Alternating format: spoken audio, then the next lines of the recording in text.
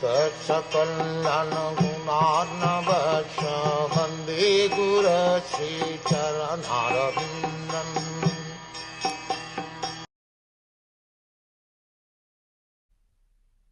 Out of compassion, the great sage thought it wise that this would enable men to achieve the ultimate goal of life. Thus he compiled the great historical narration called the Mahabharata for women, labourers and friends of the twice-born. The friends of the twice-born families are those who are born in the families of Brahmins, Kshatriyas and Vaishyas, or the spiritually cultured families, but who themselves are not equal to their forefathers. Such descendants are not recognized as such for want of purificatory achievements. The purificatory activities begin even before the birth of a child, and the seed-giving reformatory process is called Garbhadan Samskar.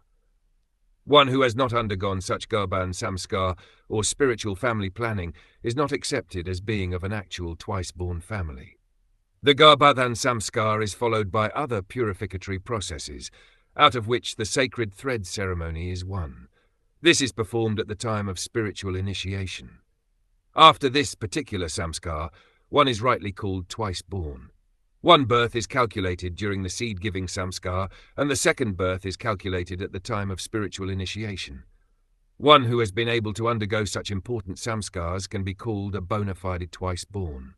If the father and the mother do not undertake the process of spiritual family planning and simply beget children out of passion only, their children are called Dvij Bandhus. These Dvij Bandhus are certainly not as intelligent as the children of the regular twice-born families. The Dvij Bandhus are classified with the Shudras and the woman class, who are by nature less intelligent. The Shudras and the woman class do not have to undergo any samskar save and accept the ceremony of marriage. The less intelligent classes of men, namely women, Shudras and unqualified sons of the higher castes, are devoid of necessary qualifications to understand the purpose of the transcendental Vedas. For them, the Mahabharata was prepared. The purpose of the Mahabharata is to administer the purpose of the Vedas, and therefore within this Mahabharata the summary Veda of Bhagavad Gita is placed. The less intelligent are more interested in stories than in philosophy, and therefore the philosophy of the Vedas in the form of the Bhagavad Gita is spoken by the Lord Sri Krishna. Vyasa and Lord Krishna are both on the transcendental plane, and therefore they collaborated in doing good to the fallen souls of this age. The Bhagavad Gita is the essence of all Vedic knowledge. It is the first book of spiritual values, as the Upanishads are. The Vedanta philosophy is the subject matter for study by the spiritual graduates. Only the postgraduate spiritual student can enter into the spiritual or devotional service of the Lord.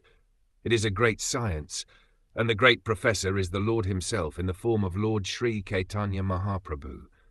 And persons who are empowered by him can initiate others in the transcendental loving service of the Lord.